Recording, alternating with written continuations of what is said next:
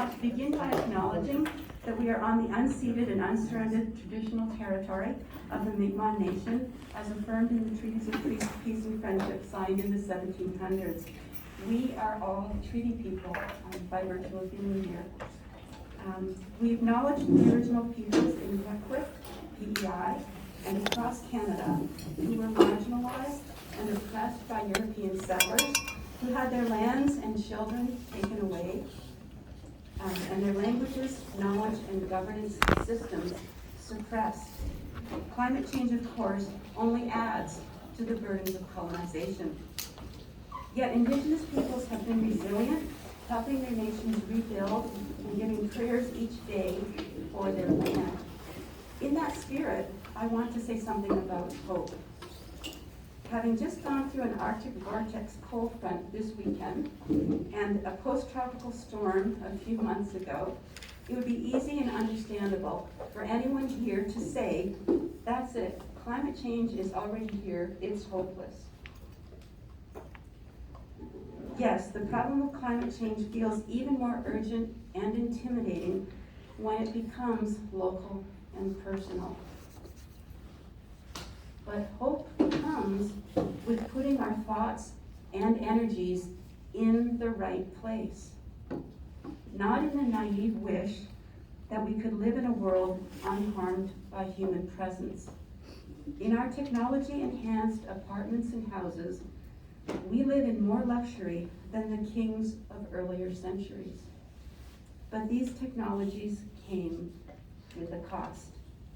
And as the war against Ukraine raging, as climate change happens around us, there will always be people who don't care about their impacts on the earth. But acting in solidarity, we can overcome them and work to repair the damage. This is where hope comes, that we can work together with others to try to bring good changes into our world. And that very act of cooperative effort brings hope to those who engage in it. And in part because you see other people doing and acting and caring as well. Well, this is what each of our four guest speakers have done in their lives.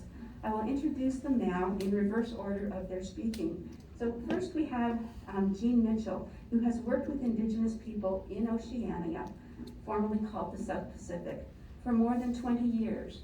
And with Indigenous people in parts of Southeast Asia for even longer in her work with the UN.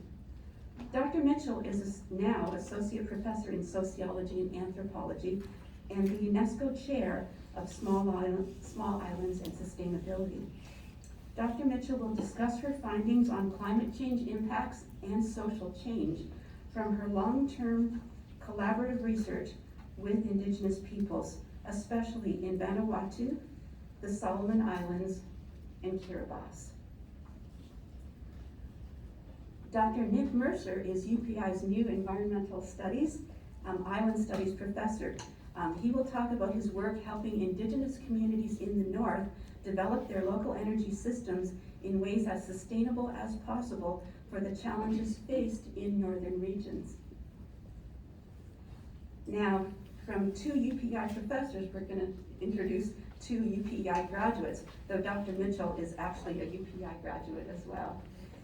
So first, Jordan MacPhee, UPEI political science and philosophy graduate, who after graduation, Jordan turned his talents to farming. Jordan has become one of PEI's most effective agricultural network builders to support regenerative farming, and he's going to explain what that means to you. So he'll tell you about his farming work, and he'll explain what regenerative farming is and how it can help us mitigate climate change by storing carbon in the soil and reducing the release of carbon caused by tillage. Raise your hand if you know what tillage is. That's great, we were in PEI. So yeah, it means plowing up the soil. Okay, and Derek Ellis, who will begin. Derek is the Director of Sustainability for the PEI government and a UPEI Environmental Studies graduate. You will have the chance to hear about the work Derek has been doing, the complexities of making climate change progress in regional and international political arenas, and the prospects for small jurisdictions like PEI to make a difference. Okay, so without any further ado, we'll get there. Yeah. Yeah, see if I can keep my own giant head out of the slide deck here, guys. But actually, in your intro, you undersold my involvement in philosophy, Pamela. I started, well, down the climate change path, kind of in first year philosophy and getting a little bit of background in environmental ethics, some of the things you guys were discussing today, and that kind of I think inspired me to change course and focus on climate change. I really didn't know where my involvement would end up. I've had a really odd, winding path that took me here from being a touring musician and working in later in with the PEI Watershed Alliance and with Efficiency PEI on rebate programs that help decarbonize space heating in PEI, and eventually led me to this position, which is Director of Sustainability Division with our Department of Environment, Energy, and Climate Action. And my job is really to deliver on our Net Zero 2040 target, which is a legislative target.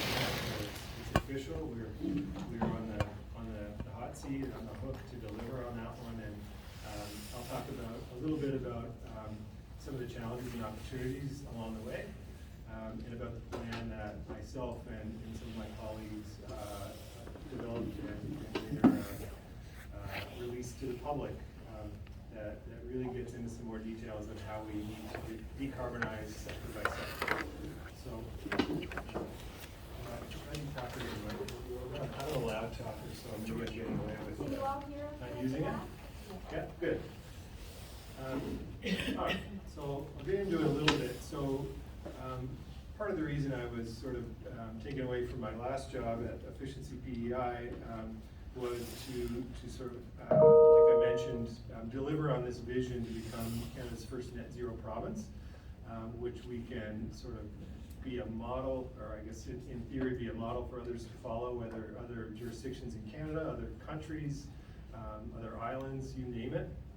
And I think it's important before I get into that to sort of define what that means. I think net zero is a buzz term that's thrown around a lot and not particularly well understood. So I'll maybe oversimplify it on this slide here a little bit if I can. The idea is to reduce the amount of greenhouse gases we're emitting into the atmosphere.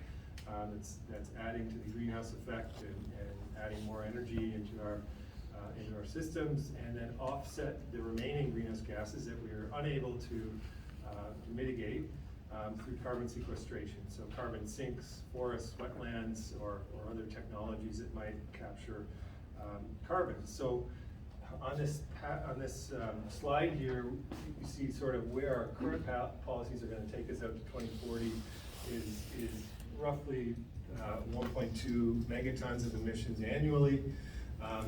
And what we have here is our annual ability to sequester carbon as a result of our carbon sinks, the ongoing measurement of our forests and wetlands. And you see sort of a large dip there in sort of mid-2000s, some increase in forest cover, the 2013 kind of range, and we're seeing another downward trend here over the past 5 or so years, and thanks to Fiona, I think that downward trend will continue. And so, when we charted this path, it looks pretty simple on a graph. We see that we've got to essentially reduce our annual emissions so they meet our ability to sequester carbon. And this one is assuming that we maintain 2020 levels all the way up to 2040. I think that's a lofty expectation, but a fair, I think, a fair assumption, at least to start, when we're almost 20 years out. So when we're talking about net zero, that's really, it's a little bit of an oversimplification, but reduce GHGs and increase our sequestration such that they meet. So where we are today, we've got over or almost half of our emissions coming from transportation, so we're really reliant on our internal combustion passenger vehicles, a quarter from agriculture, largely coming from our fertilizers, nitrogen-based emissions there, and then buildings would follow, and emissions coming from buildings have been on the decline, which is a good sign, and we want to continue that. And then industry and waste accounting for the remaining 12%. The graph to the right here shows, well, I sometimes show a different one, a per capita emissions graph, telling the complete opposite story, that we're the best in the country. But this one is a little more true to life. This is our per person household greenhouse gas emissions. And household emissions would be coming from transportation and space heating. We have the highest household emissions, but we have the lowest per capita emissions. I'm going to confuse you guys for a second, but the reason we have the lowest per capita emissions is because we don't have heavy industry, oil and gas, steel that other jurisdictions have. So if we just divide our annual emissions by the number of people, we're actually leading the country. But I think a truer measure here is to look at our household emissions, which is what you and I can control, and we're just heavily reliant on our passenger vehicles, and in particular home heating oil to heat our buildings. So I see that as not necessarily a bad news story, but an opportunity realistically here to tackle some low-hanging fruit. And we've been really aggressive on some programs I'll talk about here that would encourage fuel switching to things like heat pumps and electric vehicles, public transit. So shortly after we announced the 2040 target publicly in 2020, I got to work pretty quickly putting together a long-term planning document on behalf of the province. And this is by no means an exhaustive list of everything we need to do, but more of a high-level document that will provide direction over that period of time into 2040. It'll be supported with some more detailed action plans along the way. And I guess the idea here is to sort of assign some emissions reductions to each sector, and that gives us direction on what we need to do in buildings, transportation, forestry, you name it.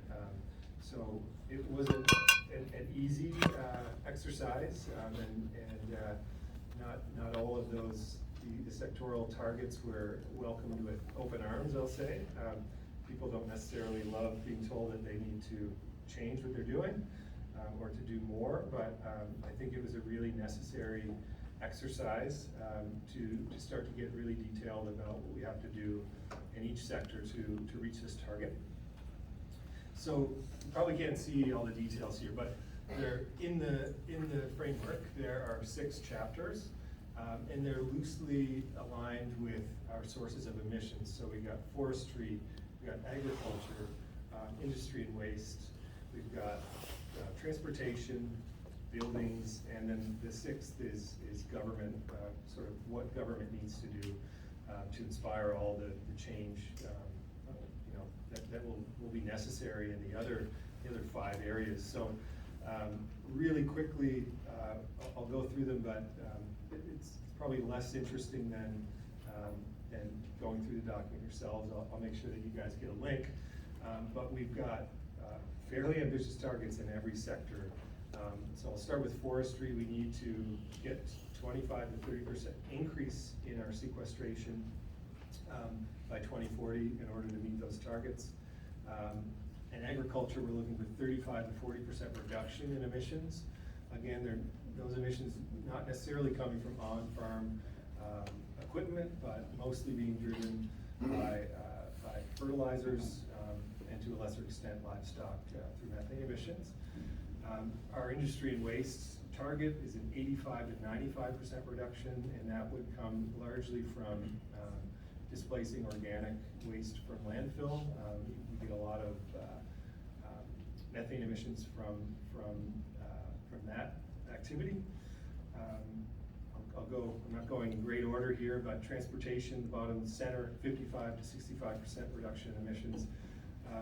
That one, we're hoping we can get a higher reduction if medium and heavy fleet vehicles become available, affordable in the next decade or so.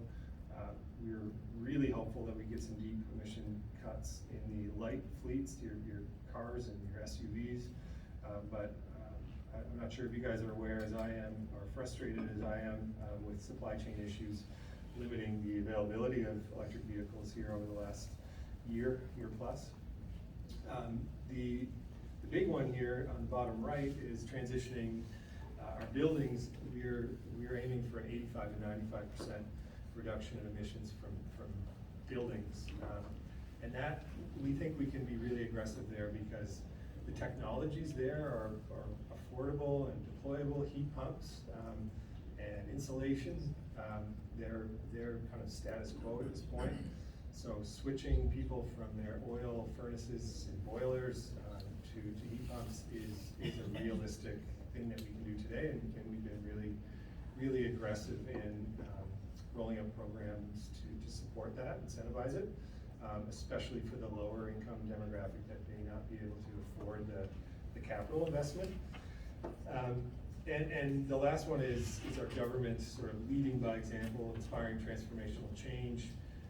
And it's, that one's a little more subjective in terms of our goals and targets. But what we need to do is create that environment through incentives and legislative policy changes that will enable all of this rapid change to happen successfly. And we need to empower islanders to take part in this. So we need to be really communicating our vision, and we need to facilitate their involvement, whether it's NGOs, individuals, the private sector, you name it. So I think there's an obvious sort of admission here that government can't do it alone, that we need all people to sort of buy into the advantages, the benefits that will come along the way, along this transition, and to, we need to essentially get all hands on deck here and communicate the potential benefits, economic and otherwise. So we think, and I think that the politicians here in the province think that this could be a real opportunity for economic growth, job creation, and also potential benefit to our tourism industry here as well. To brand ourselves as a net zero island would be a very, I think, attractive message here for travelers. There's one common theme throughout the whole document that talks about clean tech, and I don't want to, I get a little bit hesitant around the topic of clean tech because in the past I feel like what we've done is a collective is stayed stagnant essentially and hopeful for a magic bullet technological solution to come and save us, to something that can scrub CO2 from the air and store it, or you name it. I think that if we talk too much about technological sort of options to bail us out of the issue, it allows us to be inactive in the interim. So my message early on to everyone in government was, sure, that's great. I agree we do need to invest in R&D, and we need to scale up technological solutions that are going to help us. But in the meantime, we have to be really aggressive on attacking the options we have today, putting trees in the ground, putting heat pumps in people's homes, investing in public transit, active transportation, doing the things we know we can do today, rather than waiting for, magic bullet solution down the road that comes from, some sort of magic technology. So I think, we put this in the clean tech, early stage technologies in every chapter, recognizing that we don't have all of the solutions at our fingertips today that we'll need to get us to our 2040 target. So we can't ignore that. But important to strike that balance with acting really quickly and effectively now on those emissions reduction sort of solutions we have today at our fingertips that are affordable and deployable. So I know I've got a shortened slide deck here, and I could talk about our sort of our involvement in our in the federal sort of environment as well, and in the international debates, and I think I will do a little bit of that. But I know, when I was sitting on your side as a UPEI student, I wasn't sure how I could get involved in moving the bar and acting on climate change. Was something that throughout my studies in environmental studies and philosophy and science, I quickly became focused on. It's a big, very complicated or complex set of problems that we have here in decarbonizing our energy systems and agriculture and adding sequestration here. So I think what I did was made a series of decisions where I followed my interests, and that led me to a sort of becoming a more specialized and employable person here that can actually act on climate change from the inside. So this is by no means an exhaustive list of options that you have, but I think there are some local academic options here in terms of following up. But once you become undergraduates, to go to the master's level or diploma. We've got environmental studies here, master's and PhD programs. I know you guys are very aware we're sitting in the building in sustainable design engineering. We've got the School of Climate Change and Adaptation. There will be a new joint UPEI and Holland College campus located in Georgetown. I know employees from both schools are working on curriculum now. On clean tech deployment, which will have a one-year certificate and a 2 years master's program. There's also a diploma energy systems engineering technology at Holland College. There are many other avenues, other schools, both across Canada and internationally, programs that could help you get involved as well. One of the ways that I started when I didn't have a lot of experience, I suppose, in terms of professionally was to volunteer, and there are a lot of NGOs on PEI that are hungry for volunteers, but PEI Watershed Alliance is one. I believe we're 25 active watershed groups now that do kind of riparian, stream restoration, tree planting.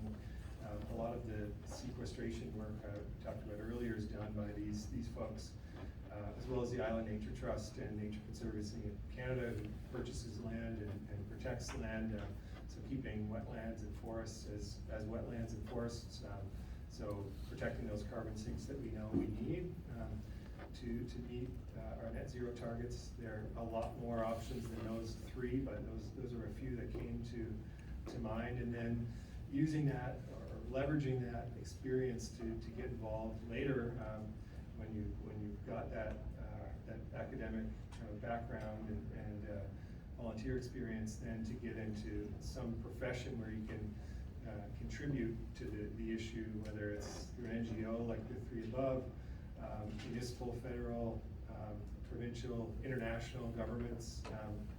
The consulting world is one that is always helping the private sector and various levels of government organize their activities and make strong recommendations. Often governments will sort of purchase that help, and whether that's on plans like ours or special projects. And then, of course, the private sector, so these businesses that actually deliver on emissions reductions, whether it's the obvious wind and solar and battery storage companies that are out there that actually action some of these things.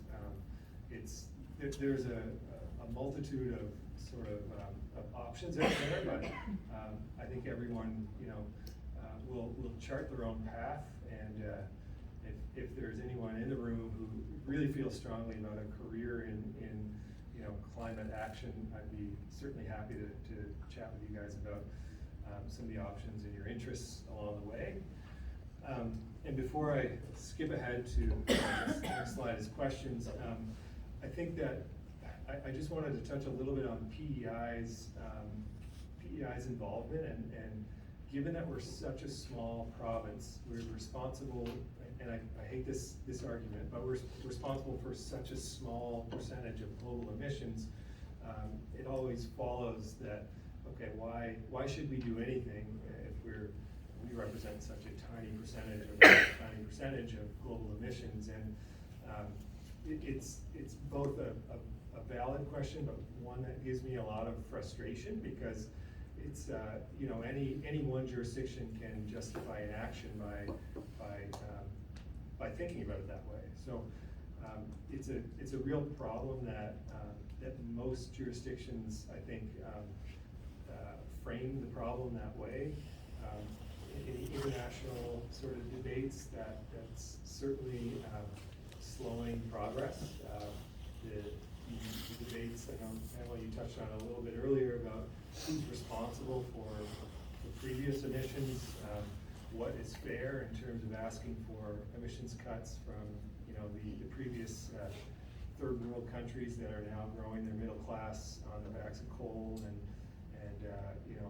fossil fuel energy generation, and whether that's fair to ask them to cut emissions as quickly as the Western countries need to, when Western countries are responsible for the problem largely to date. So the international negotiations are messy. They're also, I think, really interesting, and they can be both inspiring and frustrating.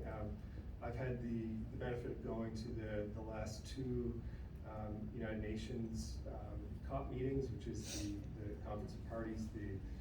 Essentially, you get roughly 40,000 delegates from countries all around the world sent to negotiate these international climate agreements. Paris is the big one, 2015, that most people are aware of.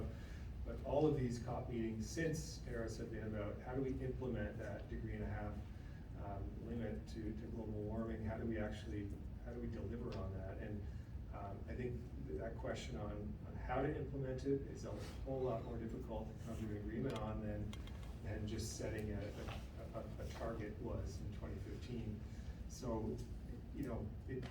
I think I went in naively. The first COP meeting I went to was 2016 in Marrakesh, Morocco, and there was a lot of excitement following the 2015 Paris Agreement on how are we going to do this? Everyone's in it together. There's all this momentum. Unfortunately, it was a week before that, in November of 2016, Donald Trump was voted president of the US, pulled out of the Paris Agreement, and sort of that halted momentum on the international stage. For those following 4 years, admittedly, people, countries were wondering, well, look, if the United States doesn't participate, then why should we? That's clearly very problematic, and it led to, I think, a stall of momentum on the international front. But I don't want to leave it on a sour note like that.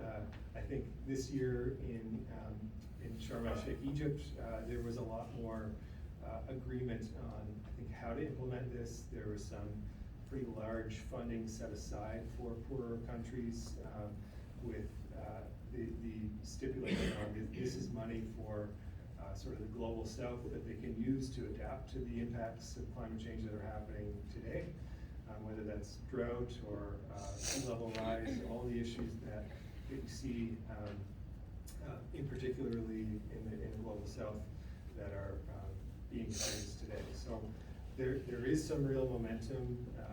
I think our place as a province, our role is to create some, I think, political peer pressure. We're doing that all the time. If we're the first to roll out a new program that other provinces haven't yet maybe had the courage to roll out, or they don't want to be the first movers, early adopters of programs, they don't want to be that testing ground, then I think that's where we're quickly becoming or feeling like that's our identity. Like the first to roll out an EV incentive in the Maritime provinces, or Atlantic provinces for that matter. We're doing charger programs, we're doing active transportation funding for dedicated bike paths and bike lanes.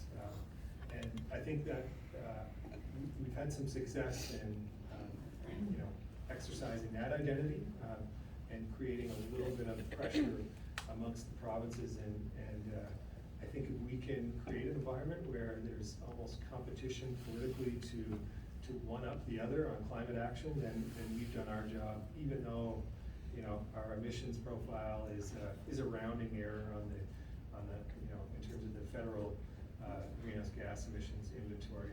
So I do think we can make a big difference, and we've seen that in a short period of time. I'm probably coming up my end point here, so I'll leave it at that, but looking forward to the discussion, and thanks for listening, guys. Usually pretty comfortable doing this kind of thing. I slapped together a few slides and just kind of vamped, because I've been in agriculture for 10 years, 11 years now, and I remember researching this as a student, and I'm just kind of ingrained in it. But I decided to delve a bit more into the more recent research, because, like I said, it's probably been 5 or 6 years since I was involved in any academic pursuit. And I came across a few things that were surprising to me. They didn't, radically change my views on anything, but just some new stats and approaches that I've come across that will be interesting to share, stuff that's just new to me in the last week. So, we'll be talking about regenerative agriculture, nurturing soil and nourishing communities to grow a better future. So, what we'll touch on today is regenerative agriculture's principles and practices, climate change in farming, both industrial and regenerative farming, how they can impact mitigation and adaptation, as well as real-world stories, challenges, and opportunities for implementation. Okay, so just a bit about me. This is my wife, Catherine, and I. We started our farm, Maple Bloom Farm, in 2015. We actually leased land from Hamlin back in Valley Field. These are all pictures from our first year farming. Our market setup, my sister Joelle helped out for a couple days. Us keeping plants warm in the greenhouse in the spring. And this is the whole farm. This is the scale, about 2 acres. This is actually 4 acres. There's an acre on the left and on the right that we didn't even use that year because, we're just 2 people. And yeah, so that was the first year. And then we moved to Grand Tracadie, top left. And where you can see we focus a lot on lettuce production, but we're also quite grow a diversity of crops, beets, green onions, like 15 or 20 different crops any given year. This was a little store set up from our farm and a few other farms that we were sourcing from before the pandemic, and then we shut that store down because nobody was going to our little shop. So we sell at the farmer's market, just across the roundabout here. This was a gleaning day where volunteers came by and harvested our surplus crops. And sorry for the right side of the room, but you can't see the picture. This is us getting set up for online orders the first week after COVID kicked off, March 2020. Everyone in the market just we had to close down immediately, so we just opened up for online orders right away. We had 350 some items from 50 some producers in the span of 3 days, so it was a pretty hectic time. But enough about me. Now we're on to regenerative agriculture. So what is it? First of all, it's a systems-based approach. It's about enhancing the health of natural systems like soil, water, and animals. And I contrast it with extractive forms of agriculture. So regenerative, on the one hand, is about building up the resource base that you use, having a conscious design planning. So you're setting out at the beginning of the year, you're saying, okay, what are the goals that we want to, what are the goals we're striving toward for having better soil health, relying less on chemicals and tillage. How do we actually consciously design toward those goals? Whereas an extractive model of agriculture focuses on using the soil and the water as a limited resource base, and you're consuming and depleting that resource base over time, either by neglect, you're just not thinking about the future 10, 20, 30 years down the road, or just by poor design. You know, the multinational agricultural model of saying, okay, well, this 1,000 acres, we're just going to take all of the nutrients and minerals out of the soil, grow the crops in the short term, and then when that's depleted, we'll move on to the next community and leave that one behind to be desertified. So that's what regenerative agriculture is and isn't. So the 5 principles of regenerative farming: you're minimizing soil disturbance, so you're trying to leave the soil untilled, unplowed, unturned, and leaving soil microorganisms to thrive. You're maximizing crop diversity, so you're having a mix of crops growing in the same area rather than massive monocrop agriculture, which we'll touch on in a bit. You're keeping the soil covered, mainly with plants, and you're trying, in keeping with that, you're trying to keep a root in a living root in the soil as well year-round in places like the south where you can grow year-round, but in Canada, just throughout the entire growing season, you're trying to have a living root communicating and exchanging nutrients with the soil organisms that are underground. And in any healthy natural system, there's always animals. So in a farming context, that's livestock. So trying to find ways to integrate livestock in any farming operation is a positive addition. So before we continue with regenerative, we'll just touch on agriculture specifically, generally. So farming is food production. It's how the world eats. In a food system, you have a few fundamental minimum expectations. So you have production, distribution, employment, and environment or resources. So with production, you're trying to grow enough food. So check, we grow more than enough food that would theoretically meet the needs for everyone on the earth. But in terms of distribution and access, we're not feeding everyone, and we're not feeding everyone affordably. About 1 in 9 people are malnourished or in a state of actual famine. So despite the fact that we're growing enough, it's not getting around. And in terms of employment, livable income for workers, from farm owners to farm laborers or people involved in agribusiness, like processing foods. It's mixed. Some people make a fair living, but largely no, especially in developing nations where a lot of farmers are subsistence farmers working for $1 or $2 a day, and they're producing a lot of their own diet because they can't afford to buy food on that income. And as for the environment, there's lots of great models out there, but natural systems improving over time is the ideal. That's not the case in most examples. Actually, the reason I put this picture up is because when you type agriculture into a search engine, this is the 3rd image that popped up for me. This is what, Google thinks agriculture is. It's a monocrop of soybeans being sprayed with pesticides or fertilizers, with bare soil in between each row of monocrop plant. So, and as for context, before we get into things like why regenerative is a solution, we need to know the context of this for which we're trying to propose that solution. So around the world, 70% of global freshwater use is related to agriculture. 9% of global greenhouse gas emissions from agriculture, as much as 30% if you include land use changes and deforestation, like taking away those carbon sinks, converting forest into farmland. And then a shocking fact for me was that global food waste, and this is 4 years ago now, but it was 2.6 trillion pounds, which was 1/3 of what we produce globally. So you do the math. Okay, we're throwing out 1/3 of what we produce, but 10% of people are malnourished or starving. There's a big issue there, and this is a very technical statistic. ESBs. That's how many Empire State Buildings of food we throw out. 3,600.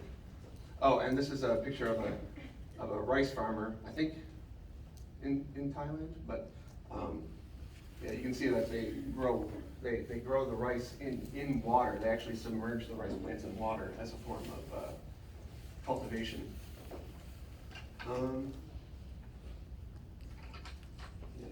Well, just quickly, 9.7 billion people is the projected population by 2050. It requires 70% more food. And you're thinking, well, how does 88 billion to 9.7 billion require 70% more food? Because developing nations are starting to mimic the North American diet, which is very meat-based. And when you have a heavily meat-based diet, those plants are being fed to those animals, and then the animals are being fed to humans, rather than the plants being fed directly to the humans. So you're growing, many times more food to feed the human, because you're adding an extra step of an entire animal being, born, growing, slaughtered, processed, and then getting to the human before they eat. 2 billion people rely on agriculture for their livelihoods, and up to 80% of the food supply in some countries is produced by small-scale agriculture. So people, like, we think of it in North America like this. This is agriculture around the world, but it's actually a minority of what agriculture is in terms of like the raw numbers of people who are involved. It more looks like this or this. So climate change and challenges for farming. So we have rising temperatures, increased frequency and severity of natural disasters, shifting weather patterns, and impact on ecosystems and wildlife. So rising temperatures, that's mixed news for Canada. We can't grow food 6 months of the year. So if we get a little warmer in the spring, a little warmer in the fall, maybe we get to extend our season a bit. But at the peak of the summer, it can become so hot that you're going to stress plants out, and then they're either going to not thrive or they can die. And also the severity of natural disasters like Hurricane Fiona that we witnessed in September, if those things become more common, then any gains that you're going to get by having a month or two longer growing season could be wiped out easily by something like Hurricane Fiona coming in at the end of the season, right when you're about to harvest. Shifting weather patterns, so more erratic ups and downs, that can wreak havoc on, like, if you have an early planting season in April and then there's a heavy frost in May, then you have to start over in May, and then that shortens your growing season even more. And the same thing can happen in the fall. You could have like some freak heat or a freak frost, like early in the fall, and that can disrupt your harvest. So we need to come up with solutions like, having greenhouses that are actually built to sustain high winds. I don't know if anything could have sustained Fiona. You might actually have to just remove the plastic and then put it back on after, but then actually it still has living plants after the storm passes. And as for ecosystems and wildlife, there's bees and bats, other creatures that provide free agricultural services, pollination, insect control. As their reproduction gets disrupted, we're getting less of those free agricultural services, and then humans have to step in and fill in the gaps. So this is just a breakdown of global greenhouse gases from agriculture, mainly from livestock.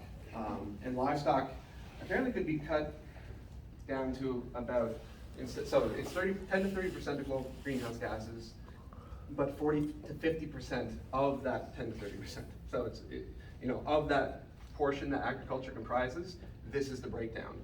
And with livestock, we're feeding, it's mainly cows actually, cattle eating corn, and that's producing more methane in their stomachs than they would if they were eating something that they were naturally adapted to consume, like grasses and grains.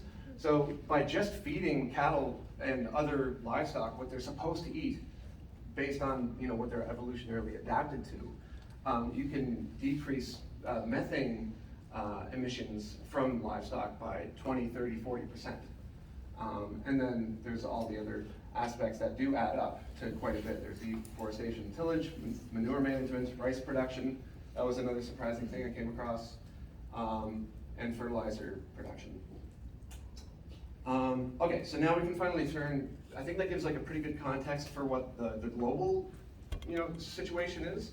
And now, what is the purpose of regenerative agriculture trying to come in and address some of these challenges and issues that come up from industrial chemical agriculture?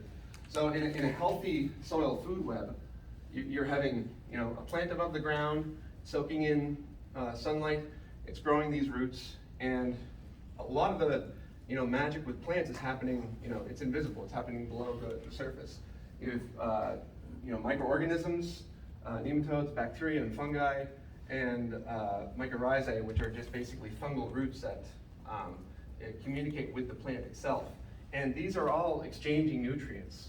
The sunlight goes into the leaves, goes into the roots, comes out as exudates into the soil, and the life in the soil can proliferate. And these are all, carbon life forms that are storing atmospheric carbon dioxide underground.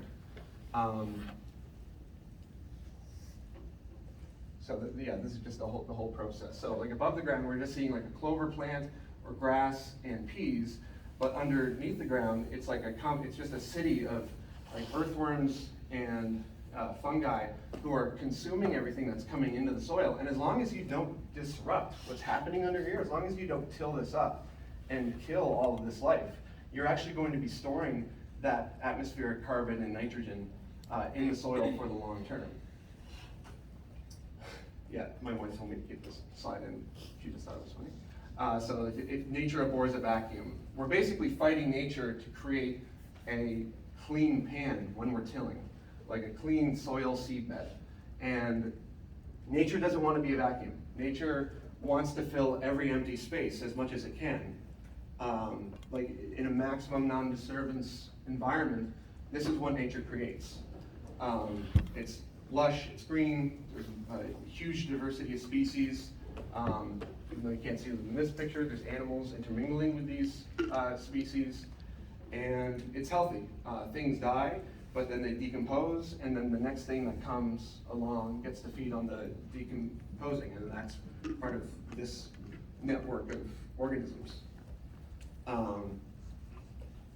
So yeah, when we're tilling, we're basically turning a situation like this, like a no-till situation, where CO2 and water is being absorbed into the soil and being used by the plants.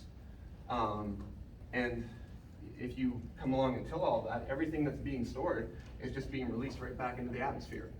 And you're breaking down all of the living organisms that have been, reproducing for months underneath the soil. An extreme version of that is turning this into this, deforestation, maximum disturbance, vicious cycle of poor soil management. So this is what I was referring to before, like you have 1,000 acres or 10,000 acres, and a company will, just clear cut pieces of the Amazon rainforest, grow palm oil for a few seasons, and then once the nutrients and minerals are drained from that soil, that extractive agricultural method, they just move on to the next one.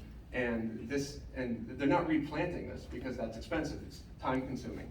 It cuts into the profit margin of palm oil production or soybean production. We have to make sure that we preserve carbon sinks like this, and we can do that when we focus on making, this point right here, focus on crop diversity and increasing yields per acre instead of expanding the monocrop acres. So instead of doing this, if you left this alone and focused on, if we grow like this, we're going to be half as productive in the long run as doing something like this, because we don't have to till up and restart the soil every single season.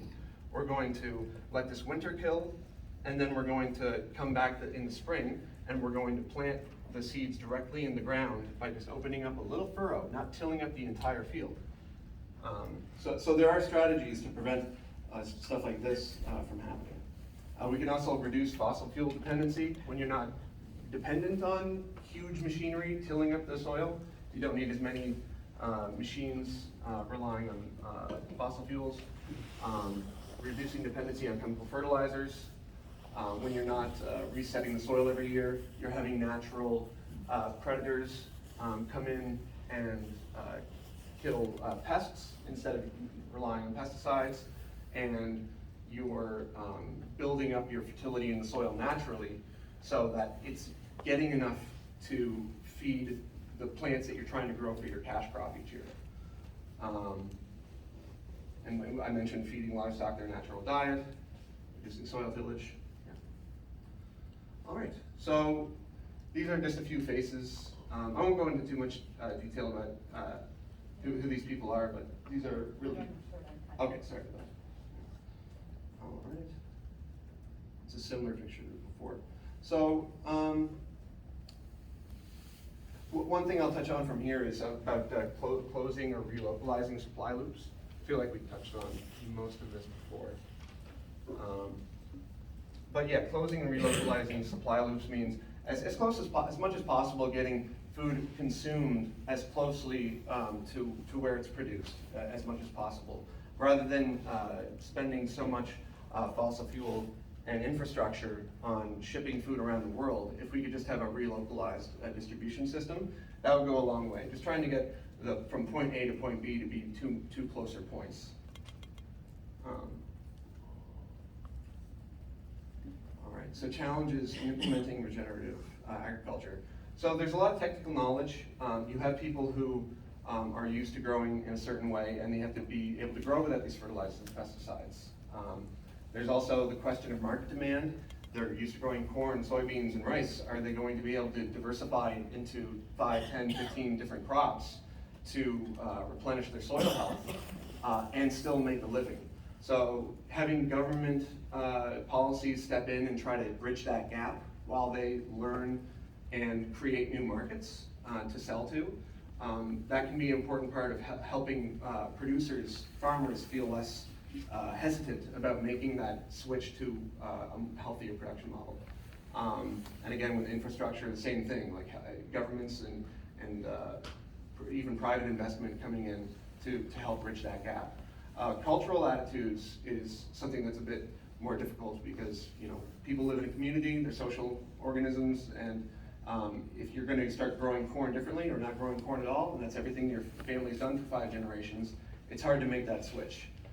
Same thing with rice in Thailand, growing from like underwater to growing aerobically just in dry soil.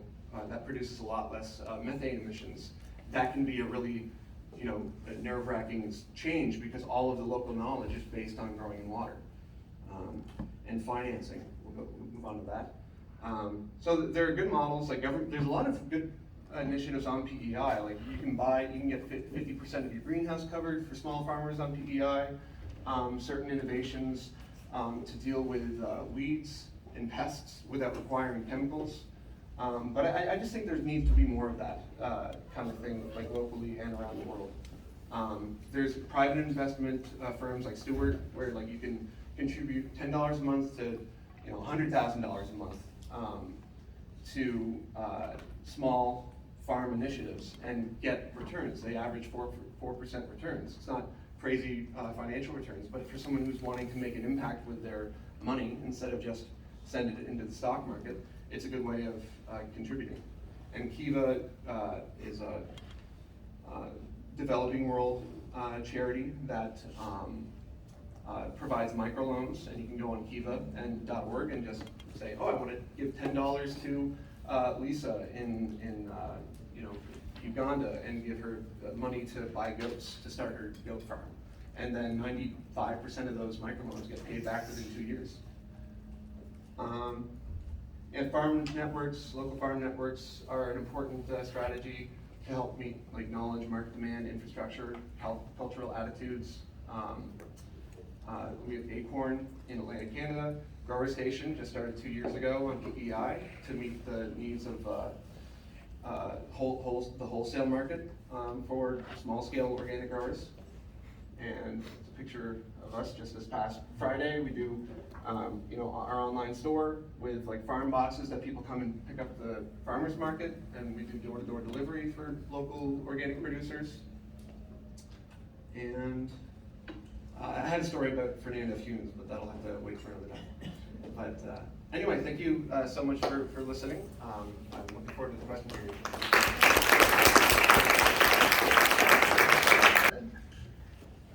Okay, hello folks, my name's Nick Mercer. It's a pleasure to be here today.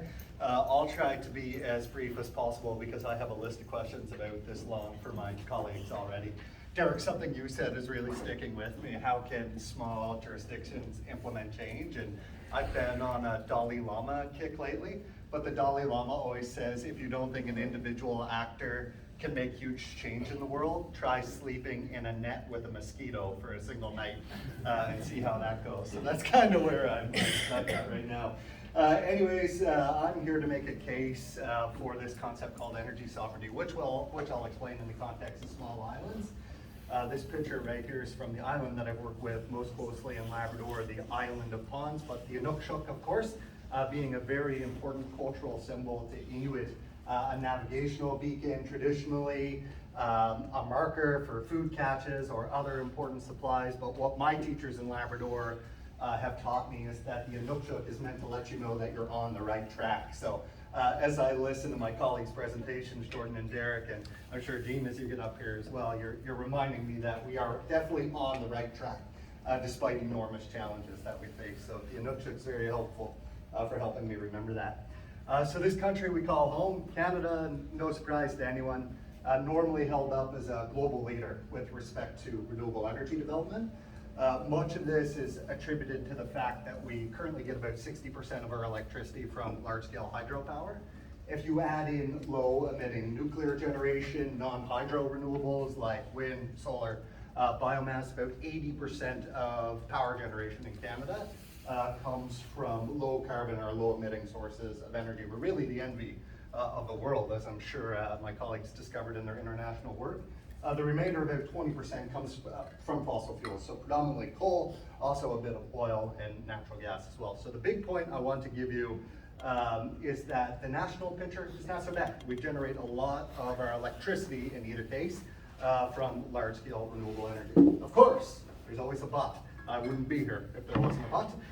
Where the electricity generation mix differs quite dramatically in Canada is at the off-grid scale. So the government at Canada defines an off-grid community as any community that's not connected to a provincial or territorial electricity grid.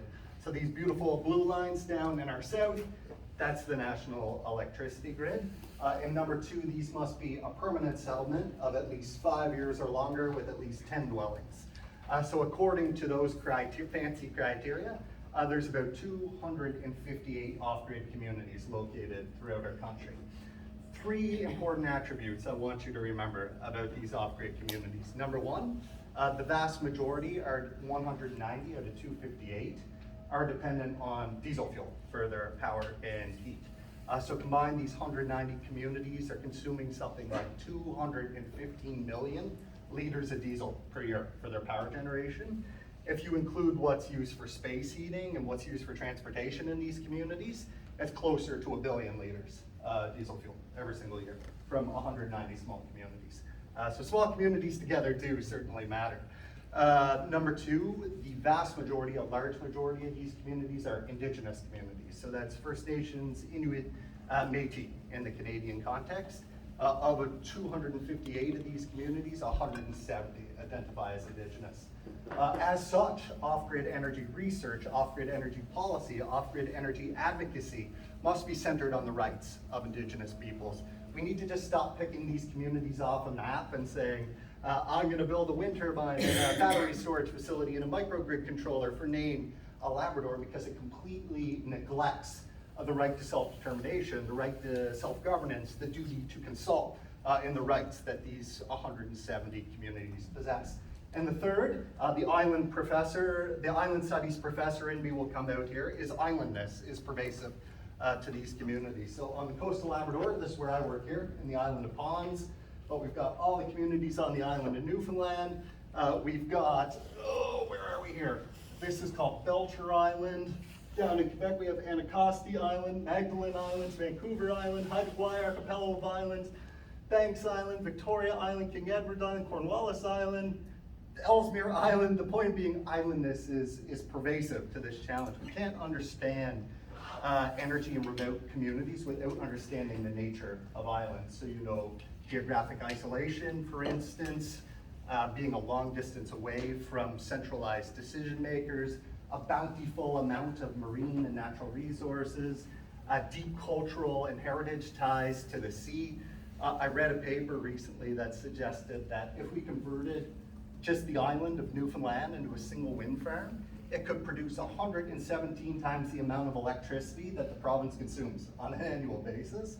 Now, I'd never suggest turning the whole island of Newfoundland into one wind farm, but certainly we could carve out 1/117th and make a major difference in the world. So these communities are diesel dependent. They predominantly identify as indigenous, and islandness is really pervasive to this challenge. So very similar story to the province where I've done most of my academic work. We're largely celebrated, again, as a global leader in renewable energy development. When or if Muskrat Falls is done, we'll get about 98% of our power from large-scale hydroelectricity. But of course, again, where this issue differs dramatically is at the off-grid scale, where 20 remote communities remain almost exclusively dependent on diesel fuel, combined consuming something like 20 million liters of diesel per year. Again, the vast majority of these communities are indigenous communities. So in Northern Labrador, represented by Nunatsiavut government, and the community of Notwashish, also in Northern Labrador, represented by the Innu Nation, and then on the southern coast of Labrador, represented by the Nunatsiavut Community Council, where I've done most of my work. So why do we care? Well, the greenhouse gas emissions inventory may be a fraction of a rounding error, as Derek had mentioned. Energy systems have a very real impact in people's lives. So even if the emissions per ton are not huge, this is a life or death challenge for many people. So, the literature is pretty clear that these diesel generators can pose substantial economic, environmental, social challenges for off-grid communities. And just to give you a few examples from an economic perspective, diesel's really expensive. So the average Canadian consumer pays about 12.5 cents a kilowatt hour for their power. I think it's closer to 17 or 18 here with Maritime Electric. But the average unsubsidized cost of diesel in an off-grid community is a staggering $1.30 a kilowatt hour. So over 10 times more expensive than the unsubsidized cost in Canada. Diesel generators pose an enormous risk of fuel spills and leaks, which is a big concern in Indigenous communities who highly value and remain dependent on the health of the land and the environment. So the government of Canada tells us there's over 2,000 contaminated sites at or near Indigenous communities in Canada. And the vast majority of those sites, about 70%, are contaminated by diesel fuel. Yeah, absolutely, 1 out of 1. You folks are doing great. Even from a social perspective, noise pollution, these things can be loud, noisy, disruptive, especially in quiet, isolated northern environments. So I beat up on diesel generators quite a bit.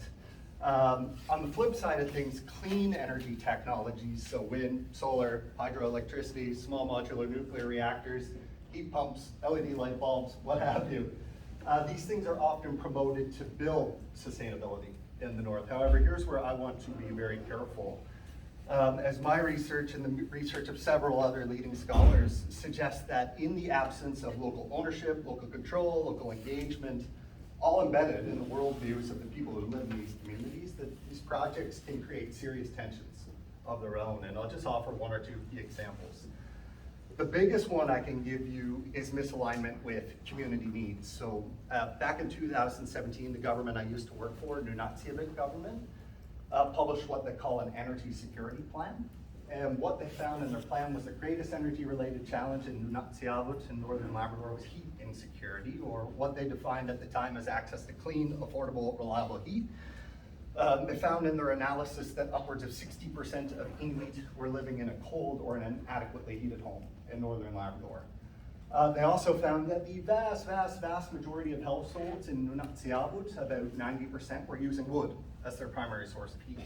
So if an outside company, an outside government, an outside utility comes in and builds a wind farm, a solar panel, a small modular nuclear reactor capable of providing electric heat, this does almost nothing to improve the most pressing energy-related need in the community, since virtually nobody is using electricity as their primary source of heat. Again, from a self-determination or self-sufficiency perspective, renewables are often promoted to improve the self-sufficiency of communities, but they can also erode self-determination of communities in three primary ways as well. So, number one, way too often it's not these small remote communities themselves who own the projects. Instead, it's an outside government, it's an outside corporation, it's an outside utility, and if this is the case, it can lead to further intrusion of Western models of resource governance into a remote Indigenous community. Number two, these projects can create massive administrative burdens for communities who are already operating at, near, or beyond capacity. So the community that I work most intimately with, Black Tickle on the island of Ponds in Labrador, has a population of 85. They just don't have the capacity, the staffing, the expertise to lead a multi-scale wind energy, a multi-million-dollar wind energy project, while also honoring community priorities and social development. And number three, renewable or sustainable energies can unfairly expose Indigenous peoples to the risks that are associated with novel technologies. So think of those small modular nuclear reactors, for instance. So I beat up on diesel generators. I also beat up on renewable energy technologies. You might be asking at this point, what the hell does this guy want? And in this case, this is where I argue, this is where we need to move towards energy sovereignty in the context of the remote and diesel-powered North. So I use this definition from a couple of scholars who I adore, Ray and Bradley, but really what energy sovereignty refers to is the inherent right of a community to choose an energy system, which is able to operate entirely in the absence of external control, external support, or external imports.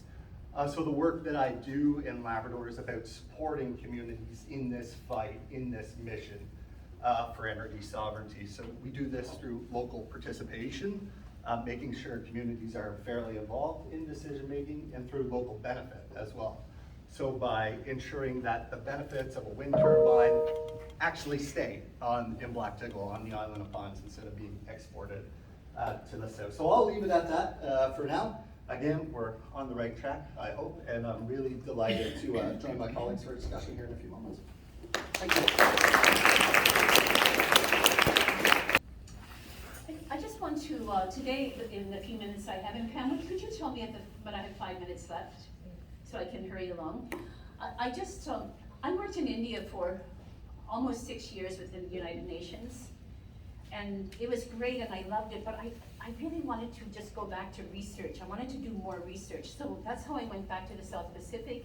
I went to the country of Kiribati, which is now tragically sinking due to climate change.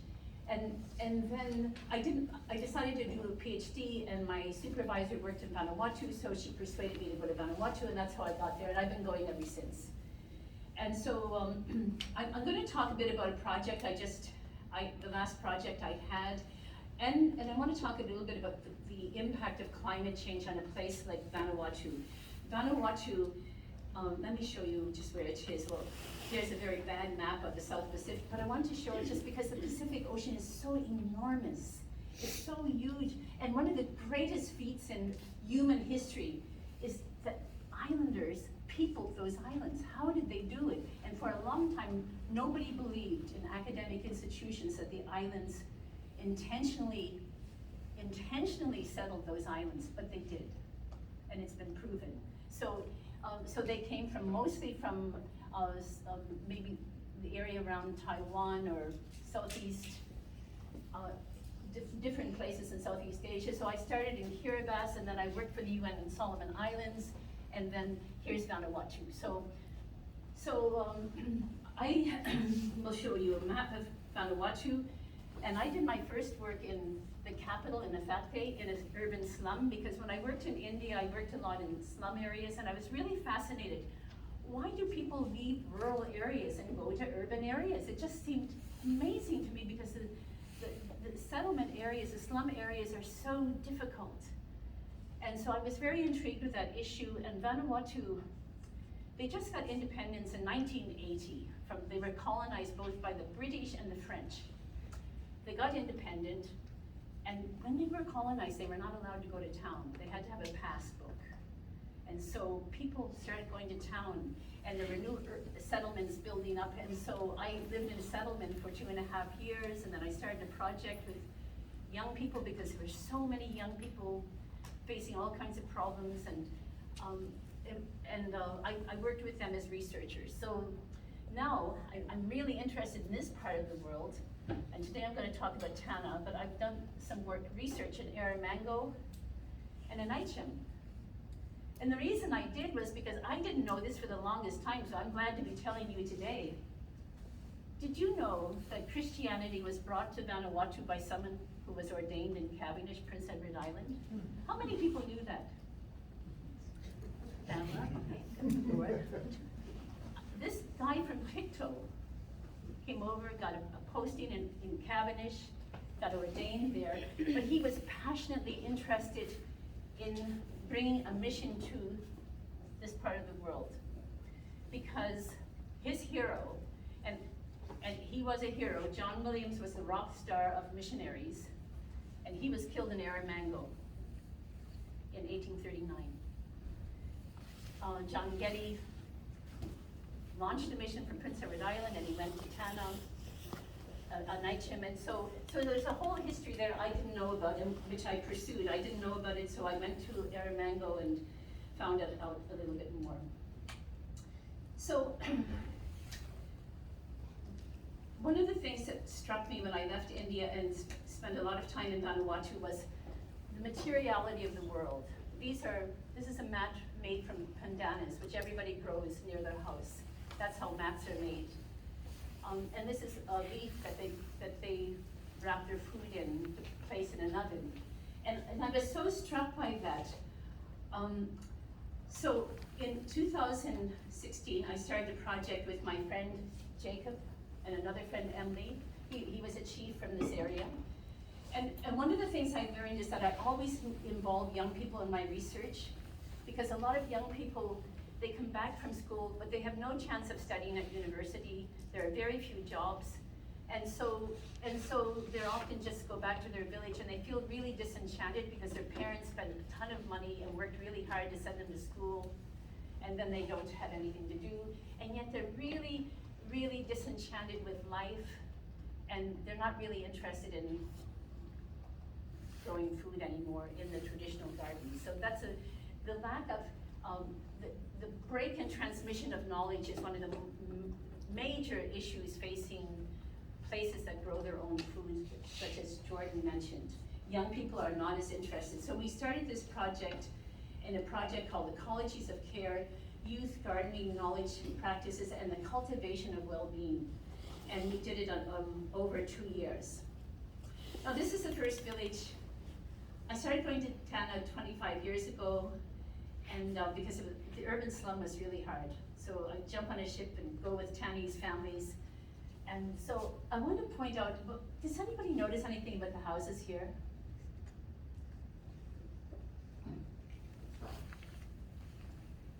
Yeah, building materials, definitely. It's all from the forest.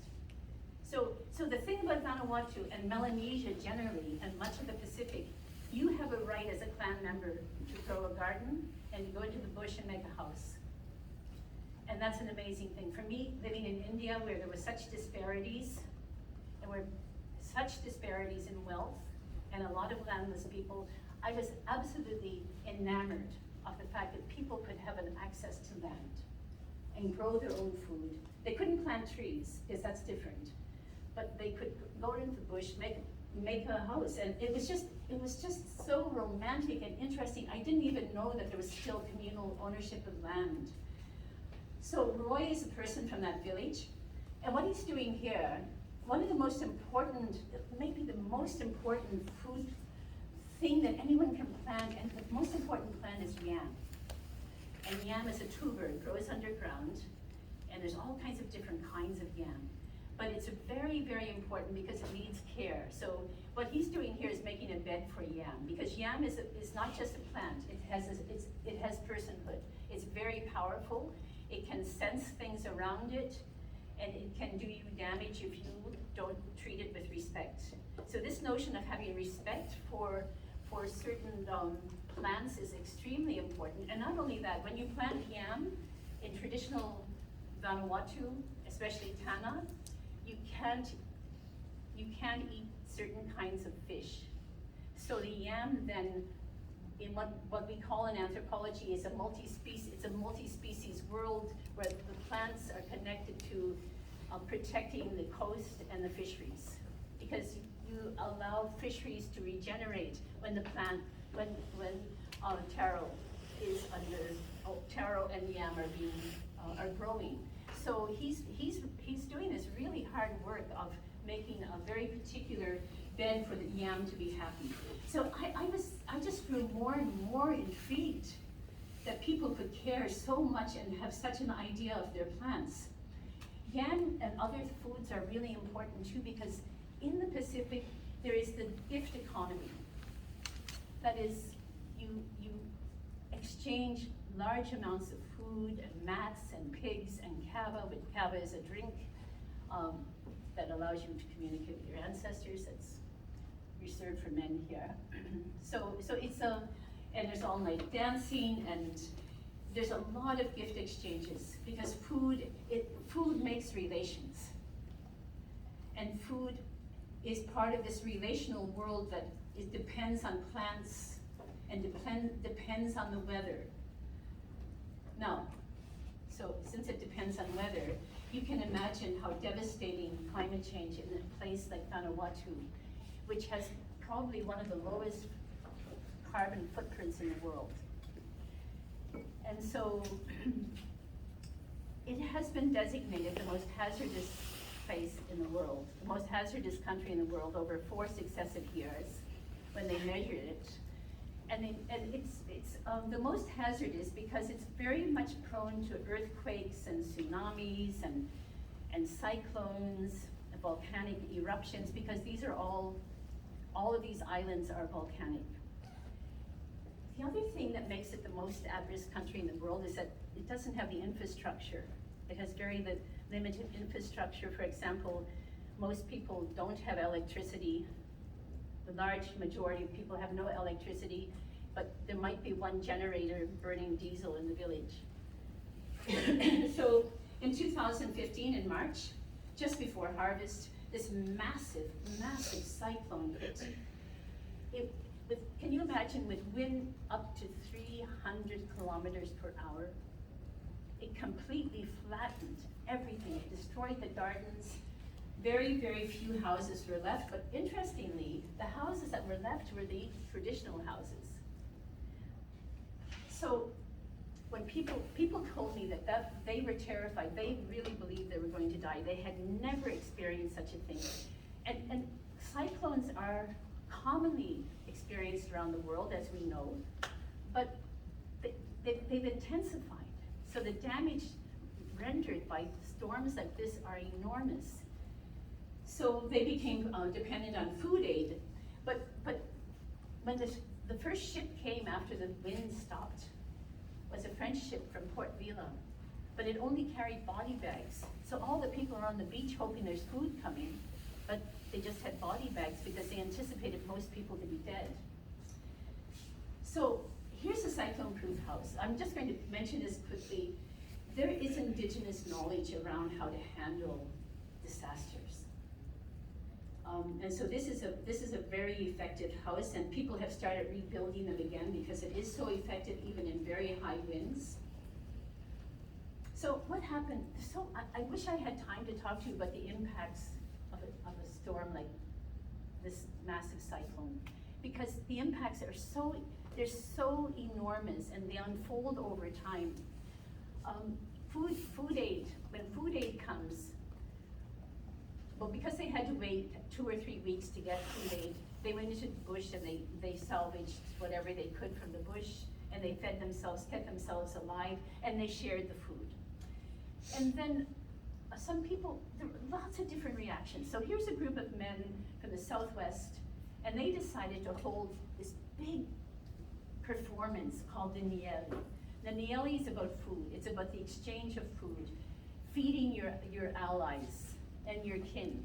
So these men decided right after the cyclone, we're going to have a major exchange. 6 villages, we're going to grow taro, because in their area they don't have yam, they have taro, and we're going to exchange it with 6 villages from the seaside. So here's the taro. They put it, this is at early stages when they were making the ship. They put taro in the ship because knowledge is transmitted through stories. And the story here is that taro, which is another tuber, a root crop, taro decided to sail around the world in a ship. So taro was sailing the world. They went all over the world, but one kind of taro became sad and melancholic and wanted to return home. So they returned home, and you'll see, if you come to Tana, you'll see there's a place where the ship docked. It's a big black rock, and that's where the ship came back. And so and I think most of us know now that stories transmit epistemologies, ways of being in the world. And so taro came back, and that's why taro always is associated with a ship. That's some taro there. So there were 60,000 taro exchanged. Now this is amazing. 2 years after a massive cyclone, they arranged to exchange these taro. But not only did they have the ship of taro, they had all these independent, singular taro to show the great diversity, how many hundreds, depends on where you are in the world, but there can be dozens and dozens, and each one has a history. And so it's not just masses of taro, but they're transmitting information about biodiversity and why we need to have so many different kinds of taro. And that's my friend Raymond, who's from the same village as Roy. He was from the coastal area, so they were building canoes because they were bringing things from the coast. And it was in 50, at least, it's amazing how many people came. Thousands and thousands of people came. Now, so I was telling you, it's a disaster-prone area. But this is Yasser. Yasser is a volcano that sits in the middle of the island, and it has a strong spiritual presence. They have rich soil because Yasser is throwing out ashes all the time, which gives all these great nutrients in the soil. So you can grow anything in this soil. And just about a year and a quarter, it started firing up. These great plumes of sulfuric gas, and it just was ruining all the gardens. It was just too much, and it was extremely hard on people who have a little bit of asthma like I do. And what did people do? They had another exchange, because reciprocity, it's respect for plants and for the environment and for each other. It's about relationality. It's about always building relationships. And food is such a wonderful medium, as you know, to build relationships. And it's also about reciprocity. The gift exchanges. I will have this exchange, and everybody will eat all kinds of different and interesting and good things, and then there'll be another exchange that I'll benefit later on. So there was a village that had no coconuts. Coconuts are really, really important. And so another village had a lot of coconuts. So one village brought bananas for a big exchange, and then this is the return exchange where they brought coconuts. Melda, my friend from the village, sent me these photos in May, and she said, you know, it wasn't just for eating coconuts, but it was for planting the coconut trees. And what she's told me is that, and we will always remember this exchange. We will remember that village who brought those, because as the trees grow, relations grow. And people eat places in Vanuatu. They eat places. So, you know, one of the things that I'm showing you aesthetic performances. You don't see them all, but imagination is something that's, and creativity is so important at this point. And also learning from islanders who have lived with a volatile environment for a long time. They have all kinds of lessons to teach us, but so often the climate change experts are urban-based, and they don't get out to the village, and they never talk to the villagers. And that's what people told us. They never talked to us. We know all kinds of things about adaptation. This is, I wanted to tell you something else. Now, you might think that Vanuatu is very traditional, it's from another era, but it's not. It's thoroughly modern. And it's thoroughly modern. For one thing, Captain Cook came in 1770s. He brought dogs to the island and looked for food and didn't get much. But also, it was a colonized place. It also was a missionized place. It was also, they were also laborers. They were brought into the global circuit of labor, indentured labor. They went to Australia by force often. They were forced to go and grow sugar and often then went voluntarily. So the Second World War, there were thousands and thousands and thousands of soldiers, American soldiers who lived here in Vanuatu in the 1940s and had an enormous effect. So I want you to know that even though I'm talking about villages that I'm familiar with, I want you to think of Vanuatu as a very modern place. It's a thoroughly modern place, but it's a differently modern place. Because if we relegate people like the Ni Vanuatu to a time before, we're not going to be able to learn from what they have to teach us. So Ralph Regandano is someone I knew since I went to Vanuatu. And I mentioned I started a project for young people, and I worked with Ralph on that, and now he's the Minister of Climate Change Adaptation. And there's a law school in Vanuatu, a regional law school for all of Oceania, and Ralph was in law school. He's an anthropologist, and then he went to law school, but then he joined politics because he really wants to preserve what's really great about Vanuatu and the Pacific. And so he's been in politics for about 10 to 12 years. I'm just going to finish up, Pamela. So what he's been doing, see, okay, here you have Vanuatu. It looks like it's so vulnerable and so hopeless. But that's the very thing Islanders don't want you to think about them, is that they're so hopeless and that they're going to sink, it's all over. And so there's all kinds of initiatives in the Pacific that are about recognizing, no, you know, we need to stand up to this, and we need to talk to other nations, the high emitters.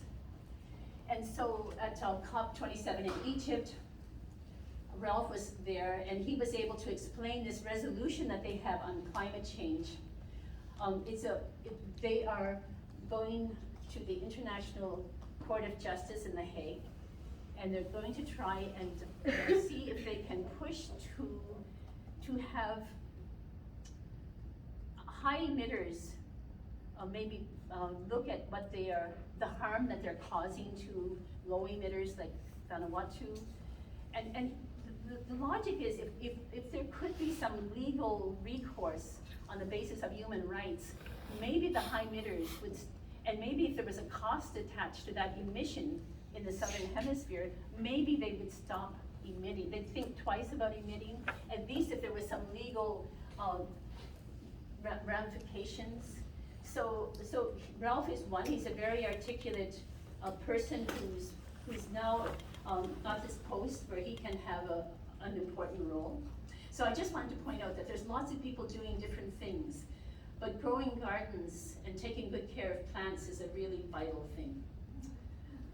So I just want to end by thanking everybody in Vanuatu, and these are some of the young researchers that I worked with, and I thank you for listening to me.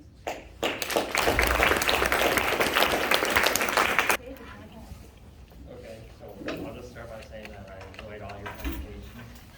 Very well done.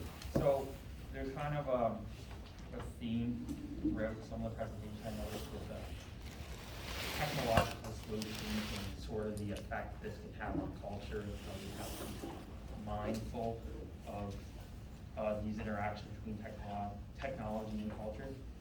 So my question is, in terms of maybe developing islands or indigenous communities, how do we encourage technological solutions without causing or damage to culture, and being mindful of how our implementations may cause cultural damage? Well, I'll just say a few words. I think that we have to broaden our notion of what is technology, because we often have a Western definition of technology, whereas making a bed for yam could be also considered a technology. And I think that's part of the recognition of what the complexity of Indigenous knowledge. But I think it's a really good question, because we do tend to go for the scientific fixes. I can take a stab too. I don't want to hog the mic here, but maybe a better term is innovation or innovative approaches, and you're not necessarily implying that we're relying on circuit boards and metals and all of this, but rather different approaches to achieve an outcome that the community has a voice in choosing. And I think it's going to be really difficult to enact change if there's a third-party corporation or government coming in and deciding that on behalf of the community. So I think if you can engage a community early on and help them form or have some force, I guess, in deciding their outcome, then there's a fighting chance to have that be a successful transition, whatever that looks like. I think one thing that really jumped out to me, Gene, from your presentation was this hazard that had struck the island, and the homes that were able to withdraw it were the traditional homes that have been built the same way that they probably have since time immemorial for thousands and thousands and thousands of years. So when you ask me what counts as technology, those traditional homes come to mind, not net zero homes or up-to-date building codes or the most up-to-date building technologies. And maybe the one thing I'll leave you with is, in this area of Atlantic Canada or Mi'kma'ki, there have been people who have occupied these territories for 12,000 years, and the damage they did in that massive amount of time is so minuscule compared to what has been done by technology in the last 150 plus years. So look to the past to help guide the future is what I would leave you with. And that's why there was such a low death rate in that massive storm. The houses just fold in, they don't kill. Thank you for the question. Jordan, did you want to say something?